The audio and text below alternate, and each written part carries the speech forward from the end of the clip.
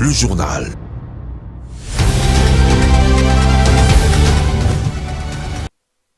C'est pour moi un plaisir de vous retrouver en cette fin de semaine pour vous informer. Madame, Monsieur, bonsoir et bienvenue à cette grande édition du journal sur Mondico dont voici l'ossature.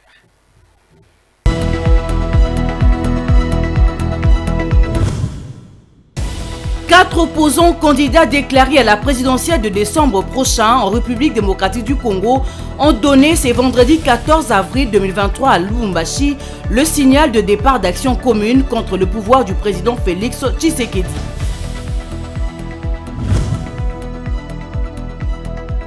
La présence du président de la Confédération helvétique en RDC est une aubaine pour le pays victime d'une agression lui imposée par le Rwanda sous couvert du M23 après Kinshasa où il a échangé avec son homologue congolais Félix Tshisekedi. Alain Berset séjourne depuis ce vendredi 14 avril 2023 à Goma, chef-lieu du Nord Kivu. Il a entamé une série d'entrevues avec les acteurs humanitaires.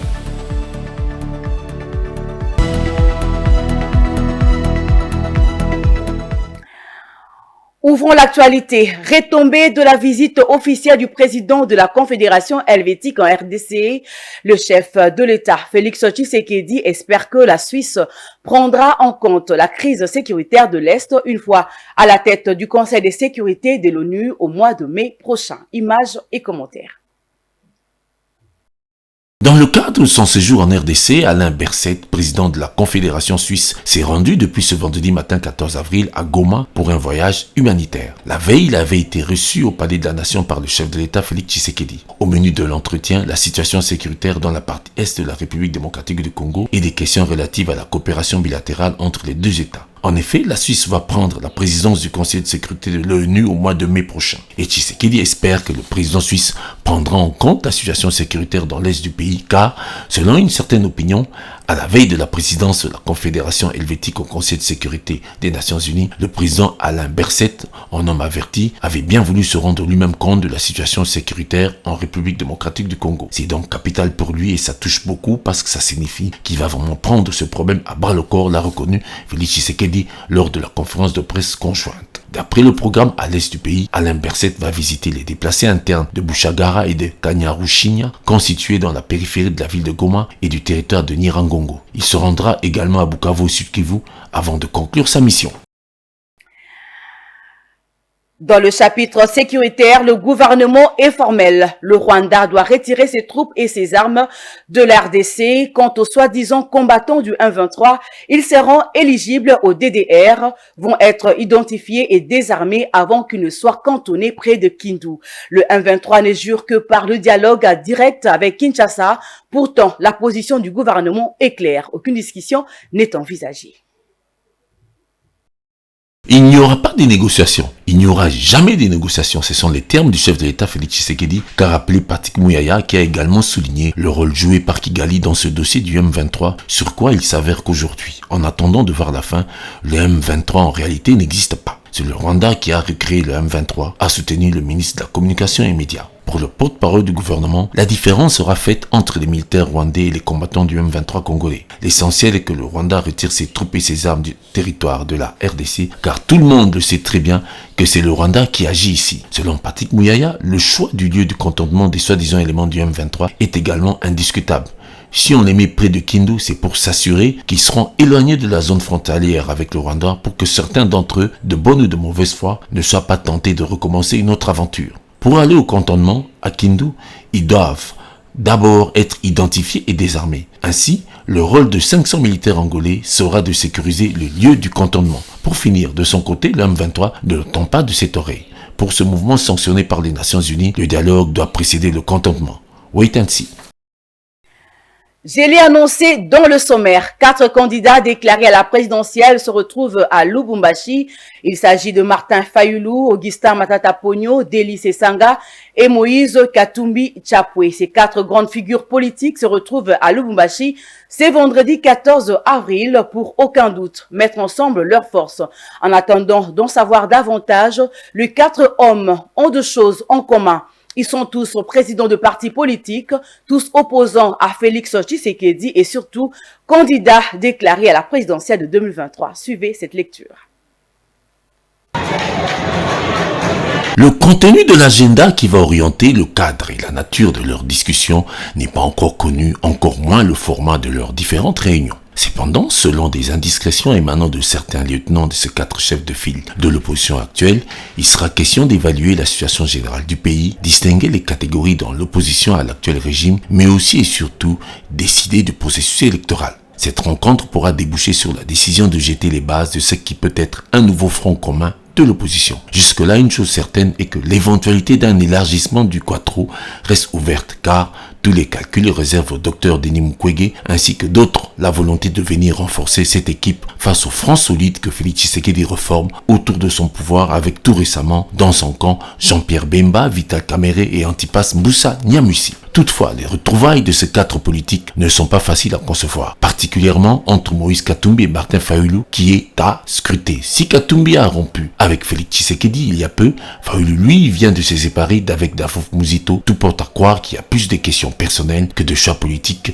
qui déterminent ces rencontres. Du côté de Deli Sesanga, il se détache de sa posture de député national et conforte sa stature de présidentiable. Pour le compte d'Augustin Matata Pognon, avec toujours l'ombre de la justice à ses côtés, c'est une occasion pour lui de frayer dans une sphère qui ne lui était pas trop familière. À eux 4 donc, jusque-là, c'est déjà un contrepoids sérieux qui se dessine contre Félix Tshisekedi en attendant des précisions sur des rumeurs qui rapportent que plusieurs autres opposants, dont Fang Diongo, ont également fait le déplacement de Lubumbashi. Prenons cette brève. 4 opposants candidats déclarés à la présidentielle de décembre prochain en République démocratique du Congo ont donné vendredi à Lubumbashi, grande ville du sud-est du pays, le signal de départ d'action commune contre le pouvoir du président Félix Antoine Tshisekedi Tshilombo. Martin Fayulu, Moïse Katumbi, Matata Pognon ainsi que Deli Sesanga ont décidé d'unir leurs idées et forces pour mener 2 actions communes en vue d'obtenir l'organisation dans le délai constitutionnel des élections transparentes, impartiales, inclusives et apaisées, affirme le 4 hommes dans une déclaration commune. Nous y reviendrons avec force d'État dans nos prochaines éditions. Séjour pour une visite privée, Adolphe Mouzito a abordé au cours d'une interview lui accordée par nos confrères de l'agence congolaise de presse toutes les questions de l'heure concernant la situation politique, économique et sécuritaire de la République démocratique du Congo. Ancien Premier ministre a passé en revue toutes les situations en commençant par l'avenir de la plateforme politique Lamuka dont il est l'un des fondateurs. Concernant la situation économique, surtout pour la dépréciation du franc congolais et l'insécurité dans l'est du pays, Adolphe Mouzito a proposé quelques pistes de solutions. Viningali Junior nous en dit plus. Parlant des Lamuka, Adolphe Mouzito fustige l'attitude de Martin Fayulu, un autre membre fondateur de la dite plateforme et qui était encore plus proche de lui après le départ des autres membres du Présidium, notamment Jean-Pierre Bemba et Moïse Katumbi. À ces sujets, Adolphe Mouzito estime que Martin Fayulu a rompu le lien entre eux de manière unilatérale. Il aurait pu procéder autrement au lieu de faire les choses comme elles se sont passées parce que Martin Fayulu a passé le bâton de commandement au professeur Mathieu Kalele qui n'avait pas été parmi les membres du Présidium à l'instar de Jean-Pierre Bemba et Moïse Katumbi qui avaient déjà quitté cette coalition il y a plus d'une année. Lamuka a été cassé par Martin Fayulu. Il a prononcé le divorce et de manière unilatéralement. Nous pensons que c'est une rébellion. Il aurait pu choisir la voie amiable, mais il a fait ce qu'il a fait et nous pensons qu'il s'est éloigné de Lamuka. Il s'est écarté de la loi des partis qui le régit et donc nous avons pris acte. Adolphe Mouzito est un économiste de formation.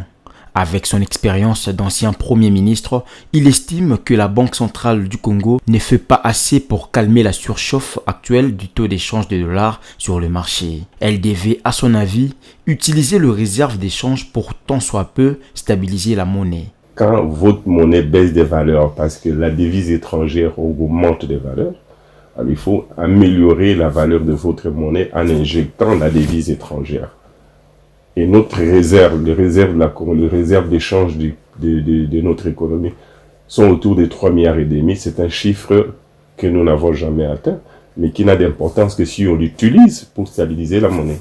Je m'attendais à ce que le gouvernement, avec les gouverneurs de la Banque centrale puissent injecter des devises sur le marché, des devises étrangères sur le marché des changes, de manière à faire baisser les taux du dollar par rapport à la monnaie nationale, de manière à ce qu'on passe de 2300 à 2000 ou même un peu en dessous, de manière à ce que le pouvoir d'achat de la population qui aujourd'hui est épongé, surtout des fonctionnaires dont le salaire n'a pas augmenté nominalement, mais est en train de baisser comparé à la monnaie internationale de référence qui est le dollar, et que les salaires des gens puissent retrouver leur pouvoir d'achat. En 2023, Adolphe Muzito sera candidat sous les couleurs de son parti Nouvel Élan. Il fait confiance au programme de son parti. Au sujet d'une quelconque alliance avec un parti ou un autre, Muzito estime que ça devrait être sur base de programme.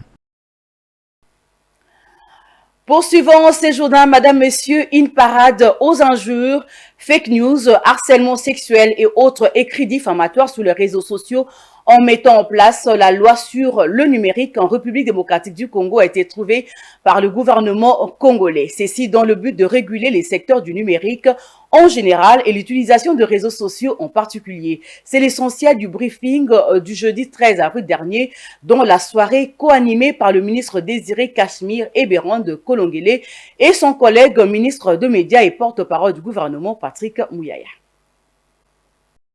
Il était question pour ces deux membres du gouvernement qui travaillent en synergie dans ce secteur pour faire comprendre les grandes lignes de la loi sur le numérique. Après des explications faites par le porte-parole du gouvernement sur l'esprit dans lequel l'initiative de ce code numérique a été prise, le ministre Kolongele a pris la parole aux fins de dérouler les grands axes de cette loi constituée de 5 piliers. Celui-ci a rappelé que dès son accession à la magistrature suprême, le président de la République s'est résolu à engager la RDC sur la voie de la transformation numérique de l'administration publique et de tous les autres secteurs de la vie nationale. Aujourd'hui, grâce à la publication de l'ordonnance loi numéro 23/010 du 13 mars 2023 portant code du numérique, il est permis de croire que le rêve devient une réalité. En clair, selon le patron du numérique en RDC,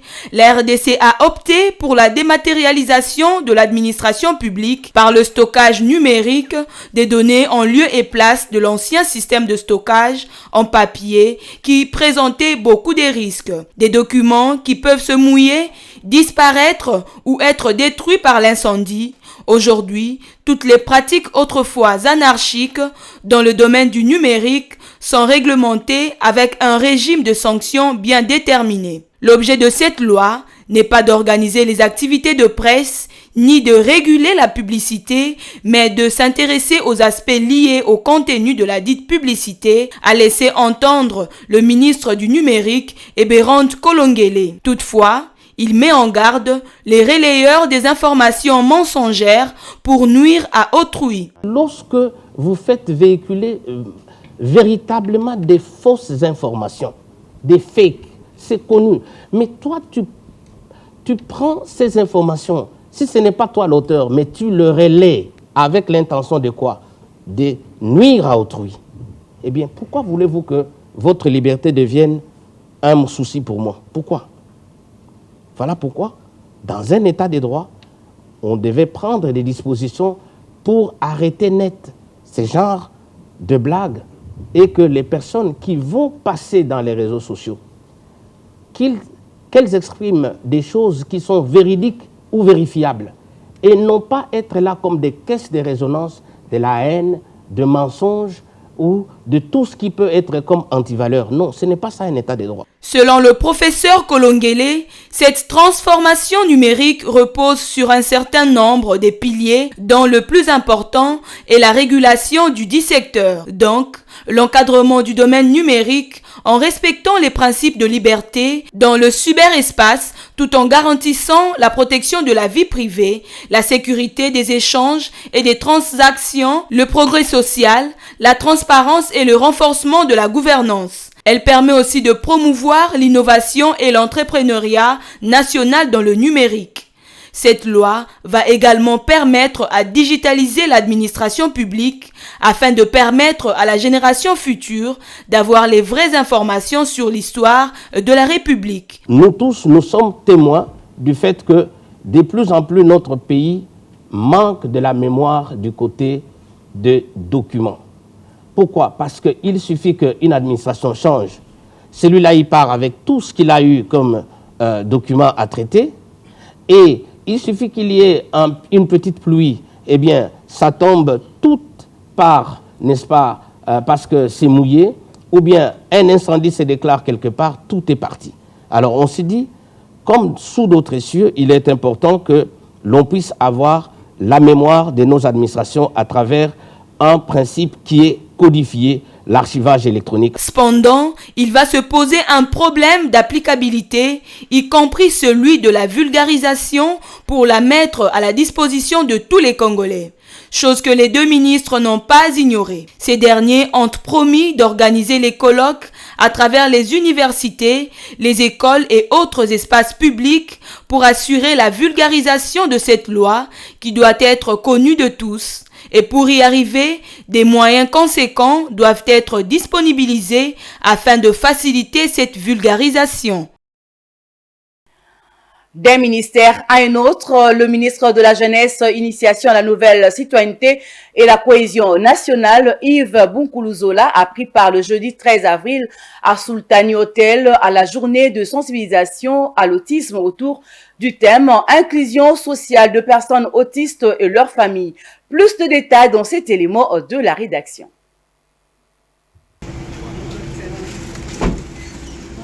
En marge de la journée mondiale de sensibilisation à l'autisme, célébrée chaque 2 avril de l'année, le ministre de la Jeunesse, Initiation à la nouvelle citoyenneté et cohésion nationale, Yves Bunkuluzola, a participé le jeudi 13 avril à une conférence axée sur l'autisme à Sultani Hotel à Gombe, organisée par l'ONG Never Limit Children, n'est jamais limiter les enfants de Madame Mado Madia. Une cérémonie qui a bénéficié de la présence de plusieurs personnalités, dont le ministre des Affaires sociales, Modeste Mutinga, ainsi que le ministre honoraire de la Santé. L'organisatrice a sollicité la prise en charge des enfants autistes par le gouvernement.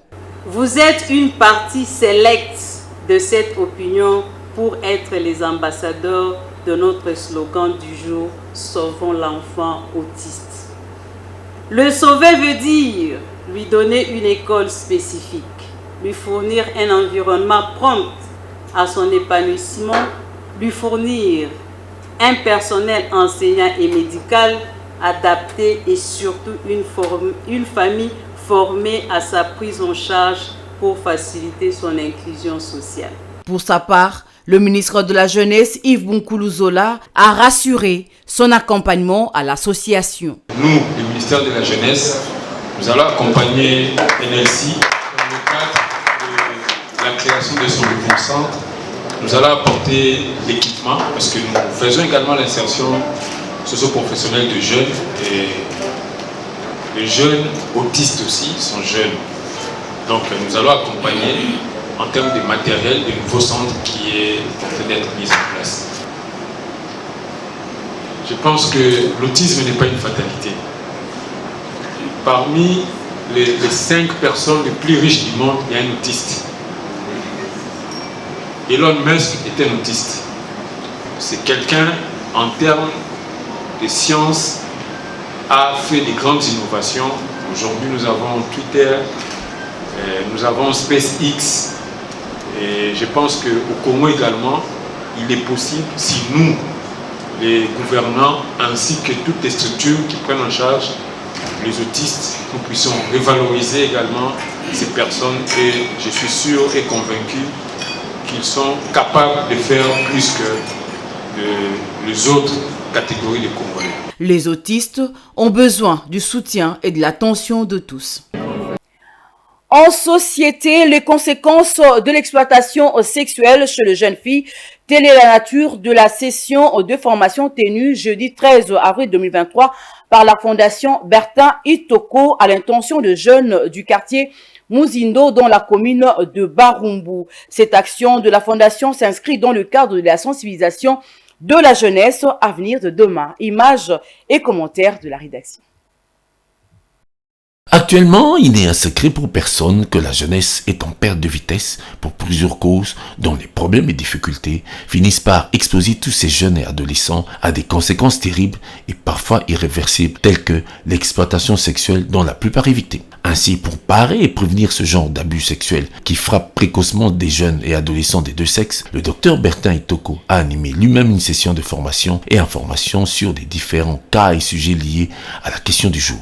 Premier bénéficiaire, plusieurs jeunes du quartier Muzindo de la commune de Barumbu qui sont venus profiter de cette belle opportunité organisée dans une salle de l'église Saint-Paul de Barumbu par la fondation Dr Bertin Itoko. Pour être considéré comme adapté aux ados jeunes, les services doivent être acceptables, doivent être accessibles, les services doivent être équitables et efficaces, appropriés. Spécialiste en santé communautaire et médecin directeur du centre hospitalier Rasbeni, le docteur Bertin Itoko a énuméré les éléments qui concourent à ces malheurs, dans l'absence d'accompagnement des adolescents et jeunes qui les entraînent à devenir très précocement sexuellement actifs. Cela sans planification de ces relations, ni réflexion aux conséquences comme les grossesses non désirées, les avortements à haut risque et dangereux, les maladies VIH. D'où, de l'avis du responsable de la fondation Bertin Itoko, des solutions s'imposent, telles que créer des services de santé adaptés à cette catégorie de la population, impliquer ces jeunes à la conception, mise en œuvre, analyse et suivi, évaluation dans un processus d'encadrement qu'envisage la fondation déjà à pied d'œuvre pour la Lukunga. Conséquence ces années, tant accompagnement les affaires, moi on a dans la lumière, cause à ma grossesse non désirée avec ma mission d'avortement. De tout ceci, il y a lieu d'espérer en retour des résultats positifs en protégeant le présent des jeunes pour un futur bien meilleur, comme le souhaite la fondation Dr Bertin Itoko. Restons toujours en société et pour finir, depuis un certain temps, la confection locale des perruques faites à la base de mèches communément appelées cabello est à la mode à Kinshasa, raison pour laquelle les femmes et souvent les jeunes filles s'empressent de s'en procurer pour être à la mode. L'activité est rentable pour le praticien. Regardez. Autrefois, les femmes portaient les perruques importées d'Europe, d'Amérique et déjà bien confectionnées quand elles voulaient changer des têtes. Actuellement, ce n'est plus vraiment le cas. À l'aide de cabello, des tissages d'origine indienne et brésilienne, les perruques sont maintenant confectionnées sur place à Kinshasa. Les ateliers de confection de ces perruques pullulent dans la capitale et sont pris d'assaut par la genre féminine congolaise. Elles font la file et attendent d'être servies à tour de rôle. Elles veulent être à la mode et ça fait les affaires de tenanciers de ces ateliers. Avec seulement 5 $ américains, soit 12 500 francs congolais, Suzy Lipasa, comme beaucoup d'autres quinoises, se font confectionner des perruques localement. Ada Samatadi est également venue se faire confectionner une perruque rapidement pour être à la page. Les perruques importées ne sont pas bien confectionnées, mais ici, ils confectionnent bien les perruques. Il n'y a pas longtemps que j'étais là et je suis déjà sur le point de rentrer à la maison. Je préfère acheter des tissages et me faire confectionner des perruques car c'est beaucoup mieux que des perruques déjà fabriquées. Cette ruée de femmes vers le perruque confectionné localement permet aux tenanciers de ces ateliers de faire de bonnes affaires, d'autant plus qu'ils sont en pleine expansion dans la ville. Abed Abendimou, un trentenaire, gère ces ateliers situés dans la commune de Kalamu, en plein cœur de Kinshasa. Grâce à cette activité rentable, il prend en charge sa famille. En moyenne, nous faisons jusqu'à 400-500 perruques. En tout cas, à un prix record à Kinshasa, je n'ai pas vu aujourd'hui mieux que nous. Nous confectionnons la perruque à 5 $ seulement. J'ai un emploi, je réponds à mes besoins. Et je vous informe que je réponds aux besoins de ma famille. Les perruques fabriquées localement sont accessibles à toutes les bourses. À voir comment les femmes se l'arrachent, cette activité a de l'avenir devant elles dans la capitale congolaise.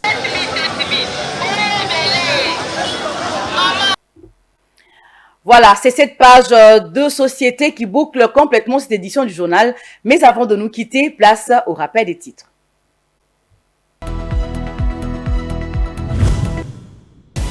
4 opposants candidats déclarés à la présidentielle de décembre prochain en République démocratique du Congo ont donné ce vendredi 14 avril 2023 à Lubumbashi le signal de départ d'action commune contre le pouvoir du président Félix Tshisekedi.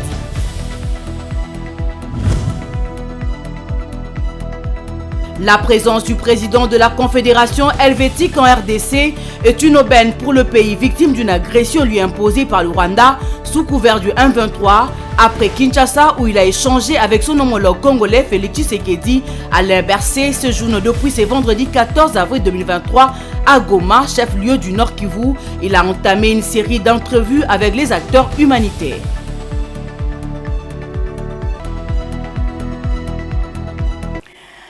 C'était le journal de la rédaction. Madame, Messieurs, merci de l'avoir suivi. Bonne suite de programme sur Mondico Télévision.